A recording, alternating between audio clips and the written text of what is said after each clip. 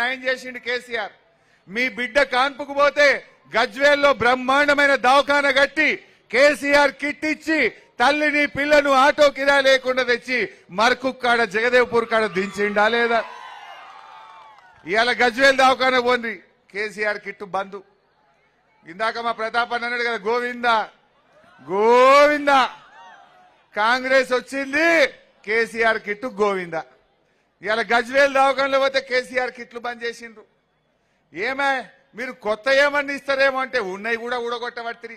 రైతులకు బాయి కాడ కరెంటు మున్పటి లెక్క వస్తలేదు, మోటార్లు కాలుతున్నాయి, కేసీఆర్ కిట్లు బంద్ అయినాయి, మున్పటి లెక్క పింఛన్ టైం మీద వస్తలేదు, కళ్యాణ లక్ష్మి చెక్కులు వస్తలేవు, ఇంటకాడ నల్లలు కేసీఆర్ ఉండగా ఫుల్ వచ్చింది నల్ల, కాంగ్రెస్ వాళ్ళు వచ్చినాక అర్ధగంట కూడా చక్కగత్తలేదు.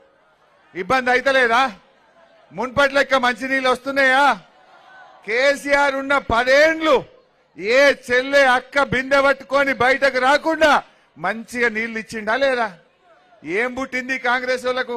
వచ్చి 4 నెలలు కాలే, నీళ్లు చక్కగత్తలేవు. అంటే కొత్త ఏమి ఇయ్యలే గాని ఉన్నాయి కూడా ఊడగొడుతున్నారు.